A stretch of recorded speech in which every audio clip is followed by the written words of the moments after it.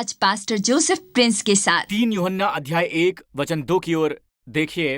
हे प्रिय, मेरी ये प्रार्थना है कि जैसे तू आत्मिक उन्नति कर रहा है वैसे ही तू सब बातों में उन्नति करे और भला चंगा रहे। आज मैं इस धारणा के विरुद्ध आना चाहता हूं, इस शिक्षा के जिसका लोग इस्तेमाल कर रहे हैं। जैसे लोग कहते हैं कि जैसे ये स्वास्थ्य और समृद्धि का सुसमाचार है, वो सभी लोग स्वास्थ्य और समृद्धि के सुसमाचार के लोग हैं। वो हम पर स्वास्थ्य और समृद्धि का लेबल लगाएंगे। यहां तक कि आप में से जो लोग इन पिछले वर्षों में मेरे साथ हैं, पास्टर प्रिंस शायद ही कभी रुपए पैसे पर एक पूरा उपदेश देते हैं, है ना? और फिर भी परमेश्वर ने हमें समृद्ध किया है। मैं यीशु का प्रचार करता हूं भाई। पर बात यह है दोस्तों कि हम इस सब के आगे झुक नहीं सकते हैं, बिल्कुल भी झुक नहीं सकते हैं। ये हमला इस तरह की बातें कहकर कि स्वास्थ्य और समृद्धि के सुसमाचार में विश्वास करते हैं। नंबर 1, स्वास्थ्य समृद्धि का सुसमाचार मौजूद नहीं है, केवल अनुग्रह और शांति का ही सुसमाचार है। पौलुस इसे अनुग्रह और शांति का सुसमाचार कहता है, पर इसका परिणाम होता है स्वास्थ्य में, संपूर्णता में, मन की शांति में, और साथ ही इसका आपके शरीर पर भी प्रभाव पड़ता है। ठीक है, इसका परिणाम समृद्धि में होता है। अगर आप इतिहास की ओर देखें, जहां जहां यीशु मसीह का सुसमाचार पहुंचा है, आज उन महाद्वीपों को उस रूप में ना लें जैसे वो हैं, बिल्कुल भी नहीं। पर मैं इतिहास के बारे में बात कर रहा हूं। जब सुसमाचार पहले उस स्थान पर पहुंचा तो वो स्थान महान हो गया, वो लोग रचनात्मक हो गए और समृद्धि एक सामान्य विशेषता बन गई। महिलाओं का सम्मान हुआ। क्या आप सुन रहे हैं? बाइबल के किसी भी शास्त्रांश का तो बस पैसा पैसा पैसा, बस वो उसी की बात करते हैं और मैं इसका विरोध करता हूं। मुझे इससे समस्या है, मुझे समस्या है इससे। ठीक है, पर इसका मतलब ये नहीं है कि बाइबल प्रतिज्ञा नहीं करती है। जी हां, फसल होगी, वरना यीशु ऐसा क्यों कहते, दिया करो तो तुम्हें भी दिया जाएगा। आखिर क्यों वो हमें चिढ़ाते हैं? वो हमें क्यों चिढ़ाते हैं प्रभु? यीशु ने कहा कि आकाश और पृथ्वी टल जाएंगे परंतु मेरी बातें कभी न टलेंगी। वो कहते हैं कि दिया करो तो तुम्हें भी दिया जाएगा। पूरा नाप दबा कर और हिला कर। आपको पता है कि आप क्यों दबाते हैं? पता है, मैं पहले सूखे पत्ते वगैरह बटोरने का काम किया करता था। जब आप पत्तियों को टोकरी में भरते हैं तो आपको इन्हें दबाना पड़ता है ताकि ज्यादा पत्तियां भरी जा सकें, और ज्यादा पत्तियां भरने के लिए आपको इसे दबाना पड़ता है ना? और जितना आप दबाएंगे और भी पत्तियां भर सकते हैं आप। ज्यादा भरने के लिए दबाना पड़ता है, थोड़ा हिलाना भी पड़ता है ताकि वो सेटल हो जाए और जगह बन जाए। प्रभु बिल्कुल वैसा ही करना चाहते हैं। पूरा नाप कर, दबा कर, हिला कर और पूरी तरह से भर कर तुम्हारी गोद में डाल दिया जाएगा, क्योंकि जिस नाप से तुम नापते हो उसी से तुम्हारे लिए नापा जाएगा। फिर मीडिया कुछ इस तरह बात करती है जैसे ये चर्च सिखाता है कि अगर तुम देते हो, वो मंडली को बताते हैं, अगर तुम देते हो तुम्हें इसके बदले परमेश्वर से कुछ मिलेगा। जी हां, अगर मैंने इसे सही पढ़ा, कृपया मुझे बताइए, क्या मैं गलत पढ़ रहा हूं? बाइबल कहती है जो बहुत बोता है वो बहुत काटता भी है। वो ये नहीं कहते कि तुम करोड़पति बन जाओ। मैं सहमत हूं, आमीन। जीवन के लिए पैसे से बढ़कर बहुत कुछ है पास्टर प्रिंस। मैं आपसे कहने वाला पहला होऊंगा, ये पूरी तरह से यीशु के बारे में है, ना कि पैसे के बारे में। देखिए, परमेश्वर की यही इच्छा है। वापस उस पर जाइए, 3 यूहन्ना पर।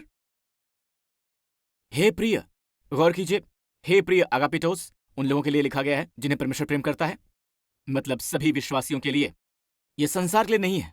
और किंग जेम्स में लिखा है मेरी इच्छा है, पर यहां इसमें लिखा है ये मेरी प्रार्थना है। यूहन्ना लिखता है कि ये मेरी प्रार्थना है कि तू उन्नति करे। किन किन बातों में? सब बातों में। अपने पालन पोषण में, आपके व्यवसाय में, अपनी सेवकाई में, अपने सामाजिक जीवन में। आमीन। सभी बातों में, सबकी सब बातों में। इसे आपसे किसी को भी लूटने ना दें और केवल वही स्वस्थ रहे। और आपको यह समझना चाहिए कि यह आत्मिक स्वास्थ्य है पास्टर प्रिंस। नहीं, आत्मिक स्वास्थ्य बस वैसा ही है जैसे आपकी आत्मा समृद्ध होती है। जब बाइबल शाब्दिक है तो किसी अलंकारिक या आध्यात्मिक बात को युक्ति संगत बनाने की कोशिश बिल्कुल मत कीजिए, बिल्कुल भी नहीं।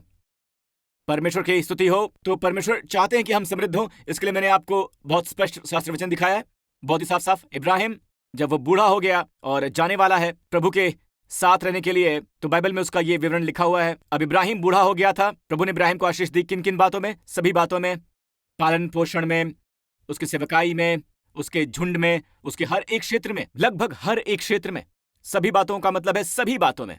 यहोशू की ओर देखिए, जब वो यरदन नदी पार करके प्रतिज्ञा के प्रदेश में गया, जब वो वहां पर गया तो अब वो बूढ़ा हो चुका था। वो 110 साल तक जिया था। और यहोशू में वो ये कहता है, यहोशू बात कर रहा है, सुनो, मैं अब सब संसारियों की गति पर जाने वाला हूं और तुम सब अपने अपने हृदय और मन में जानते हो कि जितनी भलाई की बातें हमारे परमेश्वर यहोवा ने हमारे विषय में कही हैं, असल में वहां शब्द है डबार। परमेश्वर की ओर से कही गई कोई भी बात बिना पूरी हुए नहीं रह सकी।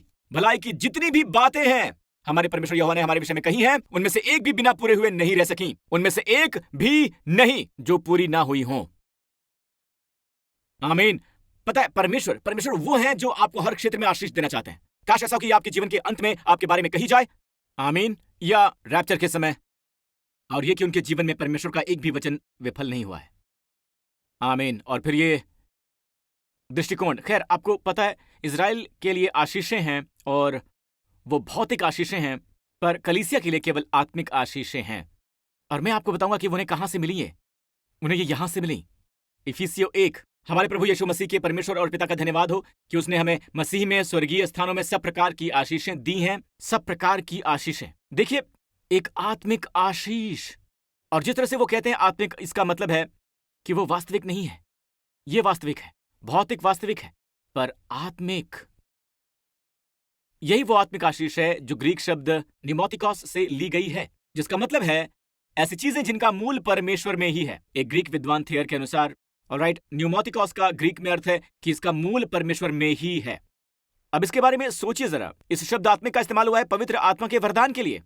उदाहरण के लिए, पवित्र आत्मा के वरदानों में से एक के रूप में जब भी कभी आपको शब्द आत्मिक वरदान मिलता है, इसका अर्थ है न्यूमोथिकॉस करिस्माता। अब ये देखिए, चंगाई के वरदानों में से एक है चंगाई का वरदान। जी हां, चंगाई के वरदान, यह है न्यूमोथिकॉस। फिर भी यह प्रकट होता है कैसे? भौतिक रूप से। आप समझ रहे हैं ना? यह प्रकट होता है भौतिक रूप से। जब मैं किसी आदमी औरत की ओर इशारा करता हूं, मैं कहता हूं उसे परमेश्वर की आशीष मिली है। आप इसे देख नहीं सकते हैं, पर उन प्रभावों को देख सकते हैं। आमीन। जब परमेश्वर इजराइल को मिस्र से बाहर निकाल कर लाए तो उनसे कहा, जब तेरी भेड़ बकरियां और गाय बैल और तेरा तेल और तेरा दाख मधु और तेरा सब प्रकार का धन बढ़ जाए, और जब तू समृद्ध हो जाए, तेरे ढेर सारे बच्चे हो जाएं, तो अपने परमेश्वर यहोवा को स्मरण रखना। तो ये मत सोचने लगना, व्यवस्था विवरण 8 में कहते हैं, कहीं ऐसा ना हो कि तू सोचने लगे कि ये संपत्ति मेरे ही सामर्थ्य और मेरे ही भुजबल से प्राप्त हुई है। पर तू अपने यहोवा, ओल्ड किंग जेम्स में लिखा है तू, और यहां लिखा है कि तू अपने परमेश्वर यहोवा को स्मरण रखना, क्योंकि वही है जो तुझे संपत्ति देते हैं। वही है जो तुझे संपत्ति देते हैं। वही संपत्ति देते हैं। नहीं, इसमें क्या लिखा है? वही तुम्हें क्या देते हैं? सामर्थ्य, संपत्ति प्राप्त करने की। बाय द वे, उसके लिए इब्री शब्द है कुआक, ठीक है, यानी सामर्थ्य, संपत्ति प्राप्त करने की सामर्थ्य। और ये कुआक ये सामर्थ्य दिखाई नहीं देती है। आमीन। ये ऐसे नहीं कि तुम्हारे माथे पर निशान है, ठीक है, ये दिखाई नहीं देती है। और फिर भी आप जिस भी चीज को छूते हैं, आप धन सृजित करते हैं। अब क्या वो हमारे पास है? हमारे पास बेहतर वाचा पर स्थापित एक बेहतर प्रतिज्ञा है। आमीन। तो अगर उनके पास ये है, तो आपको मकसद पता होना चाहिए। मकसद यह है कि वो पूरा कर सकते हैं। वो आपको धन प्राप्त करने या सृजन करने की सामर्थ्य देते हैं कि जो वाचा उसने तेरे पूर्वजों से शपथ खाकर बांधी थी, उसे पूरा करे, जैसा प्रकट है। अब पिता कौन है? इब्राहिम, इसहाक, याकूब। वो मूसा को सिमांटिक वाचा दिए जाने से पहले जीवित थे, और वो वाचा जिसे पूरा करने के बारे में परमेश्वर बात कर रहे हैं, जिसे पूरा करना चाहते हैं, वो है अनुग्रह की वाचा, ना कि सिनाइटिक वाचा। क्योंकि इब्राहिम, इसहाक, याकूब अनुग्रह की वाचा के अधीन थे। वो व्यवस्था दिए जाने के 400 साल पहले से जीवित है। और अगर आप अनुग्रह के सुसमाचार को बढ़ावा देना चाहते हैं और आप कतार में खड़े हैं, ठीक है, तो आप स्वयं को उनके अनुरूप रखिए जिसे परमेश्वर कर रहे हैं। आप संपत्ति सृजन करने की सामर्थ्य के प्रवाह में हैं, ताकि वो अपनी वाचा पूरी कर सकें। परमेश्वर की योजना का अनुसरण कीजिए और परमेश्वर अपनी सामर्थ्य को आपके पीछे लगाएंगे, सृजन करने के लिए और प्राप्त करने के लिए। तो आप क्या करने वाले? 2 कुरिन्थियों की ओर देखिए। 2 कुरिन्थियों अध्याय 1। परमेश्वर की जितनी प्रतिज्ञाएं हैं, कितनी प्रतिज्ञाएं हैं? सभी प्रतिज्ञाएं उसी में किसके साथ हैं? कहिए, बस कहिए, हां। मसीह में किसके साथ हैं? परमेश्वर की जितनी प्रतिज्ञाएं हैं वो सब उसी में हां के साथ में हैं। इसलिए उसके द्वारा आमीन भी हुई कि हमारे द्वारा परमेश्वर की महिमा हो। जब आप कहते हैं कि हाँ, तो ऐसा नहीं कि ये हमारे लिए है, मुझे अब तक नहीं पता है, कहिए आज हमारे लिए नहीं है, वगैरह वगैरह। कोई हाँ नहीं है। ये ऐसे जैसे हाँ ना हाँ ना, ये स्वीकारात्मक होगी। हाँ, परमेश्वर की सभी प्रतिज्ञाएं हाँ हमारे लिए हैं। आमीन। और उसी में हम हैं। जब आप उस हाँ और आमीन को कहते हैं तो आप परमेश्वर को महिमा देते हैं। ये आपके जरिए होगा। क्यों? क्योंकि आप हाँ और आमीन कह रहे हैं। ये होता है आपके जरिए, परंतु महिमा परमेश्वर को मिलती है। इसकी ओर देखिए, चलिए संदर्भ की ओर देखते हैं। आ जाइए, वचन 17। इसलिए पौलुस कहता है, इसलिए मैंने जो ये इच्छा की थी कि तो क्या मैंने चंचलता दिखाई? चंचलता दिखाना क्या है? जिनकी हम योजना बनाते हैं, क्या शरीर के अनुसार योजना बनाते हैं? शरीर के अनुसार योजना बनाना क्या है? शरीर के अनुसार योजना बनाना, क्या हम शरीर के साथ योजना बनाते हैं? और वो क्या है? मेरे साथ ये होना चाहिए हाँ हाँ और ना ना। जी हाँ, या तो हाँ हाँ या तो ना ना। समझ गए? हाँ हाँ ना ना, हाँ ना हाँ ना, हाँ ना हाँ ना, हाँ ना। ये शरीर के अनुसार है, ये दृढ़ता के साथ नहीं कहा गया है। लेकिन परमेश्वर सच्चा गवाह है कि हमारे उस वचन में जो तुमसे कहा गया हाँ और नहीं, दोनों पाई नहीं जाती। अगला, क्योंकि परमेश्वर का पुत्र यीशु मसीह, जिसका हमारे द्वारा अर्थात मेरे और सिलवानुस और तिमुथियुस के द्वारा तुम्हारे बीच प्रचार हुआ, उसमें हाँ और नहीं दोनों ना थी, परंतु उसमें हाँ ही हुई है। परमेश्वर चाहते हैं कि तुम ठीक ठाक रहो। हाँ, वो चाहते हैं तुम्हारा परिवार ठीक ठाक रहे। जी हाँ, उन्हें कठिनाई भी हो, क्या तब भी चाहते हैं कि तुम ठीक ठाक रहो? हाँ। ये कम समय के लिए हो सकता है, ओके, पर हम विश्वास करते हैं कि ये है, और परमेश्वर महिमा पाते हैं हमारे द्वारा परमेश्वर की महिमा के लिए। आमीन। मैं आपको बताता हूं कि इसके पीछे कौन है। शायद आप सोचें कि इस सेमिनरी का ये प्रोफेसर, ये बंदा असल में, हम लहू और मांस के विरुद्ध लड़ाई नहीं करते हैं। शैतान करता है। वो नहीं चाहता है कि आप विश्वास करें कि परमेश्वर चाहते हैं कि आप इन सभी क्षेत्रों में आशीष मिले आपको। याद कीजिए जब शैतान ने यीशु की परीक्षा ली निर्जन प्रदेश में। चलिए इसी समय कहानी पर चलते हैं। मत्ती 4। तब इब्लीस उसे पवित्र नगर में लेकर गया। वो अब यीशु की 40 दिन की परीक्षा कर रहा है। तब इब्लीस उसे पवित्र नगर में लेकर गया और मंदिर के कंगूरे पर खड़ा किया और यीशु से कहा, अगर तू परमेश्वर का पुत्र है। पिता ने बस यीशु से बात की जब वो यरदन नदी से बाहर निकल कर आया यूहन्ना से बपतिस्मा लेकर। पिता कहते हैं कि तुम मेरे प्रिय पुत्र हो, तुम मेरे बहुत प्रिय पुत्र हो। कई साल पहले प्रभु ने मुझे दिखाया कि शैतान की थीम यही है। आजमाइश में भी ये वही है। प्रलोभन बदलता है पर थीम वही है कि अगर तुम परमेश्वर के पुत्र हो। शैतान प्रिय शब्द को छोड़ देता है। पिता कहते हैं तुम मेरे प्रिय पुत्र हो। प्रिय पुत्र, मेरी इच्छा है कि तुम सभी बातों में उन्नति करो। परमेश्वर चाहते हैं आपको एहसास हो कि आप प्रिय हैं। अगर तू परमेश्वर का पुत्र है तो अपने आप को नीचे गिरा दे। तो वो ऊपर है, वो मंदिर के कंगूरे पर है। खुद को नीचे गिरा, क्योंकि लिखा है कि वो तेरे विषय में अपने स्वर्गदूतों को आज्ञा देगा, वो तुझे हाथों हाथ उठा लेंगे, कहीं ऐसा ना हो कि तेरे पांव में पत्थर से ठेस लगे। कुछ बातें हैं जिन्हें मैं यहां आपको दिखाना चाहूंगा। कुछ लोग कहते हैं शैतान भी शास्त्र वचन का हवाला दे सकता है। हाँ, पर पता है यीशु ने क्या किया? इसके बाद भी उसने उत्तर दिया। आप बस इसलिए नहीं हटते क्योंकि शैतान ने शास्त्र वचन का हवाला दिया है। यहां कुछ बातें हैं शैतान के शास्त्र वचन का हवाला देने के विषय में। यहां के सिवाय शैतान के शास्त्र वचन का हवाला देने का कोई रिकॉर्ड नहीं है। और जो भी उसने हवाला दिया है वो है भजन संहिता 91 का। और अगर आप उसकी तरफ देखते हैं, भजन संहिता 91 की ओर, वो अपने स्वर्गदूतों को आज्ञा देगा और वो तुझे हाथों से उठा लेंगे, कहीं ऐसा ना हो कि तेरे पांव में पत्थर से ठेस लगे। ऐसा बिल्कुल भी ना हो, ठीक है? तो तुम और तुम, हाँ मैं तुमसे कह रहा हूं, तुम दोनों से आ जाओ, ठीक है? और ब्रो, ठीक है, आ जाओ। आप लोग यहां खड़े हो जाओ, क्योंकि आपको धार्मिकता की रस्सी मिली है और ये लोग पापी हैं। इन्होंने ढेर सारा पाप किया है। और आप लोग चलिए मेरी तरफ देखिए, ठीक है? इसमें क्या लिखा है? वो अपने स्वर्गदूतों को आज्ञा देंगे तुम्हें हाथों हाथ उठाने के लिए, अपने हाथों में, उनके हाथों में, क्षमा करना, स्वर्गदूतों के हाथों में उठाने के लिए, ठीक है? यहां पर पत्थर है, मान लीजिए यहां पर पत्थर है, ठीक है? रात का समय है, आप देख नहीं पा रहे हैं पत्थर है या सांप है, आप चाहे जो भी कहना चाहें, उसे पता नहीं कि वो क्या है, वो बस चल रहा है और स्वर्गदूत उसके साथ चल रहे हैं। और परमेश्वर ने जिम्मेदारी दी है, एक तरह से आज्ञा है कि उसकी देखभाल करो। और स्वर्गदूतों के लिए परमेश्वर की यही आज्ञा है कि वो अपने सभी लोगों की रक्षा करें। ओके, ठीक है? अब ये देखिए, वो बस चल रहा है, इस तरफ चलो, ठीक है? क्या मैं इसे यहां ला सकता हूं? रुक जाइए, मैं इसे यहां पर रख सकता हूं। हाँ, ऑलराइट। स्वर्गदूतों, क्या आप उसे दोनों तरफ ले जा सकते हैं? जब वो चल रहा हो, वो समस्या नहीं देख पा रहा, ठीक है? ओके, आ जाओ। उसकी कांख के नीचे चारों ओर से अपने हाथों से पकड़ लो। वो उससे हाथों हाथ उठा लेंगे, ऐसा ना हो कि तेरे पांव में पत्थर की ठेस लग जाए। इनके लिए जोरदार तालियां। ठीक है, थैंक्स गाइस। अब ये आपका हर दिन चलना है, ये कूदने की बात नहीं कर रहा है, ये आपका हर दिन चलना है। ठीक है, कहीं लिखा नहीं है कि देखो परमेश्वर तुम्हारे विषय में अपने स्वर्गदूतों को आज्ञा देते हैं कि वो तुम्हें हाथों हाथ उठा लेंगे। ऐसा ना हो कि तेरे पाँव में पत्थर का ठेस लग जाए। अब अगर आप सचमुच एक ऊंची जगह से कूदते हैं, जैसे मंदिर के कंगूरे से, तो उस पत्थर को चूर चूर नहीं करेंगे, आप अपने टमेटो को चूर चूर कर लेंगे।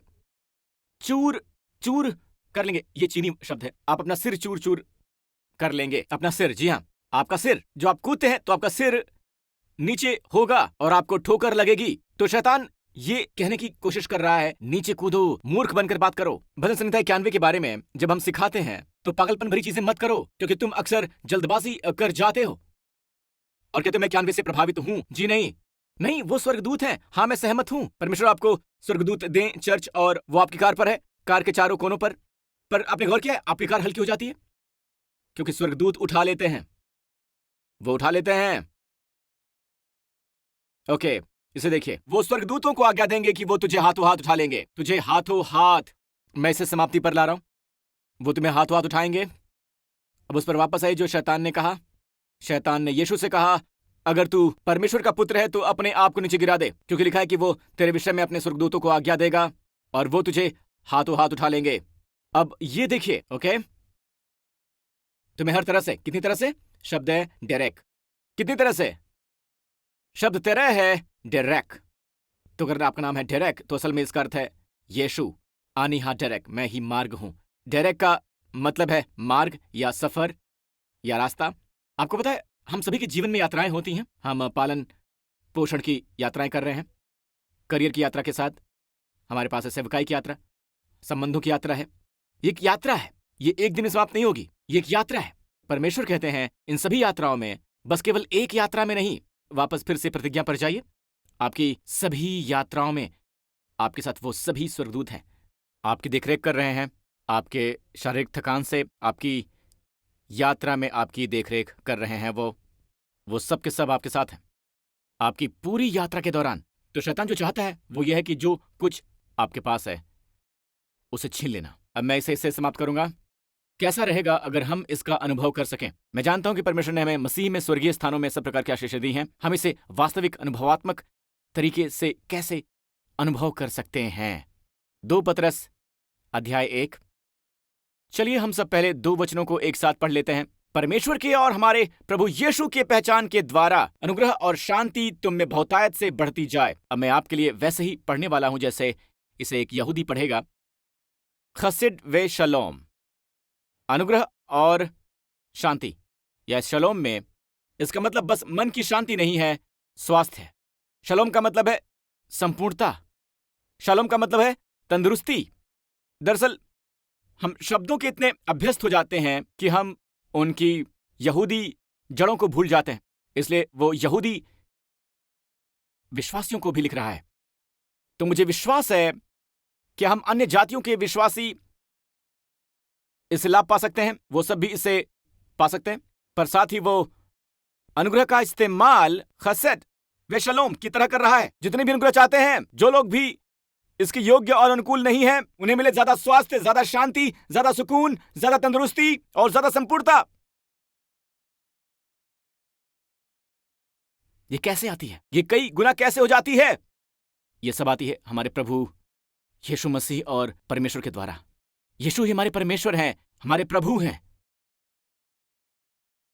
जितना आप यीशु को जानते हैं, जिसका एपिक, जिसका अर्थ है संपूर्ण, नॉसिस है ज्ञान, यानी संपूर्ण ज्ञान, ये प्रकाश है। और ज्यादा प्रकाश, और ज्यादा प्रकाश। आपको प्रार्थना करनी है कि आप ऐसी कोई सेवकाई के अधीन है जो यीशु को प्रकट करती है, जो यीशु को प्रकट करती है। न केवल ये, इस ज्ञान में उनकी दिव्य सामर्थ है। क्या ये उसी तरह नहीं है कि परमेश्वर आपको समृद्ध प्राप्त करने की शक्ति देंगे? वो आपको बिल्कुल देंगे, है ना? जैसे उसके ईश्वरीय सामर्थ्य ने दिया है सब कुछ। कितनी चीजें, सब कुछ जो जीवन और भक्ति से संबंध रखता है, वो हर एक चीज। कुछ लोग कहते हैं कि खैर परमेश्वर हमें सब चीज देते हैं, पर केवल उनके साथ हमारे चलने के लिए, और वो थी भक्ति। अब मैं भक्ति के लिए हूं। जी हां, भक्ति के लिए हम ऐसा जीवन जीते हैं जो यीशु मसीह की महिमा करता है। आमीन। पर यहां सब कुछ भक्ति से संबंधित नहीं है, जीवन से संबंधित नहीं है।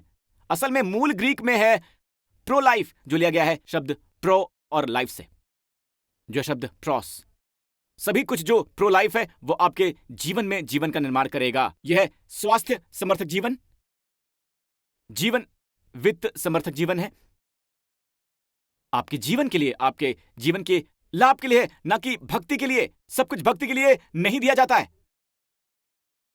मेरे जीवन में सभी कुछ पाने के लिए यह शक्ति कैसे प्रकाशित होती है? मेरे लिए ये परमेश्वर की इच्छा है कि मेरे पास जीवन और भक्ति से संबंधित सब कुछ हो जो परमेश्वर ने उन्हें पहले से ही दे दी है। मैं पूरी तरह से आत्मिक जीवन से आशीषित हूं। पर ये कैसे प्रकट होता है? मानो हमने इसे पहली बार उसके ज्ञान से नहीं पाया जिसने हमें अपनी महिमा और सद्गुणों के अनुसार बुलाया है। वहां एक बार फिर से शब्द ज्ञान यानी एपिग्नोसिस दोहराया गया है। एक बार फिर से ज्ञान यानी एपिग्नोसिस है, इसे दोहराया गया है। 2 बार उसने बात को बीच में डाल दिया है। हम यीशु को जानते हैं। आमीन। अनुग्रह और संपूर्णता बढ़ जाती है और फिर वो आपको सब कुछ देने के लिए अपनी शक्ति प्रदर्शित करते हैं। जिस रीति से तुम इन सब चीजों को जो जीवन से संबंधित है उनकी पहचान के द्वारा प्राप्त करते हो, जिसने हमें अपनी महिमा और सद्गुण के अनुसार बुलाया है। क्या आप यहां पर आकर खुश नहीं हैं? क्या आप इस जगह के लिए खुश नहीं हैं? चलिए यीशु के लिए स्तुति कीजिए चर्च। जो पाप से अज्ञात था उसी को परमेश्वर ने हमारे लिए क्रूस पर पापी ठहराया, हमारे लिए, ताकि परमेश्वर आपको और मुझे जो कि धार्मिकता से अनजान थे धर्मी ठहरा सकें, उनकी नजरों में कानूनी रूप से अपराध मुक्त कर सकें। अगर ये आप हैं तो इस समय आप जहां भी हो, आप चाहते हैं कि आप इसका हिस्सा हो, तो इसी समय मेरे साथ ये दिल से प्रार्थना कीजिए। कहिए, हे स्वर्गीय पिता, धन्यवाद आपके महान प्रेम के लिए। आपका धन्यवाद कि आपने मसीह को भेजा मेरे पापों की खातिर मरने के लिए और आपने उन्हें मुर्दों में से जिला दिया मुझे धर्मी ठहराने के लिए। मेरा मानना है कि मेरे सारे के सारे पाप, भूत, वर्तमान और भविष्य के सारे, क्षमा कर दिए गए हैं मसीह के लहू के द्वारा। और आप गौरवान्वित हुए हैं अपने पुत्र की मृत्यु से। आपका हृदय मुझे ग्रहण करने के लिए पूरी तरह से खुला हुआ है। मैं आता हूं पिता और मैं स्वीकार करता हूं कि यीशु मसीह मेरे प्रभु और मेरे उद्धार करता है। मुझे विश्वास है मैं मसीह में परमेश्वर की धार्मिकता हूं। धन्यवाद पिता, मैं अत्यधिक आशीषित हूं, अत्यधिक अनुग्रहित हूं। गहराई से प्रेम किया गया है मुझे और मैं आपका प्रिय हूं। यीशु के नाम पर आमीन। प्रभु की स्तुति हो। अपने पांव पर खड़े हो जाइए और शुभकामना। अगर आपने वो प्रार्थना अभी की है, यहां तक कि वो जो GREC में है, आमीन, अगर आपने वो प्रार्थना की है तो अब एक पल में ही आप परमेश्वर की संतान हैं। ये एक झटके में बनने की प्रक्रिया नहीं है। ये एक झटके में बनने की प्रक्रिया बिल्कुल नहीं है। परमेश्वर की आत्मा ने आपको मसीह में एक बिल्कुल नई सृष्टि बना दी है। मैं इसी वक्त आपके लिए प्रार्थना करना चाहता हूं। इस आने वाले सप्ताह प्रभु आपको आशीष दें। इब्राहिम और व्यवस्था विवरण 28 की आशीषों से वो आप सबको आशीष दें। परमेश्वर ने आपको वो सब चीजें प्रदान की हैं जिनका संबंध जीवन और भक्ति से है। स्वयं परमेश्वर आपकी और आपके प्रियजनों की रक्षा करें बुराई से। इस पूरे सप्ताह प्रभु आपकी और आपके प्रियजनों की रक्षा करें और सलामत रखे आतंक से, भय से, तनाव से, अवसाद से, हर तरह के वायरस से और हर एक रोग से। वो आपको सुरक्षित रखें, स्वस्थ रखें, हर एक परेशानी से दूर रखें। मैं आपके लिए प्रार्थना करता हूं कि आप सब बातों में उन्नति करें और मैं आपके प्रियजनों के लिए प्रार्थना करता हूं कि आप स्वस्थ रहें और आपकी आत्मा समृद्ध हो। परमेश्वर अपना मुखमंडल आप सब पर चमकाते रहें, आप पर मुस्कुराएं, आपको बहुतायत में अपना अलौकिक अनुग्रह प्रदान करें और आपको शांति दें, शालोम और सुकून दें यीशु के नाम पर। और सभी लोगों ने कहा आमीन। परमेश्वर आशीष दें। धन्यवाद आपकी उपस्थिति के लिए।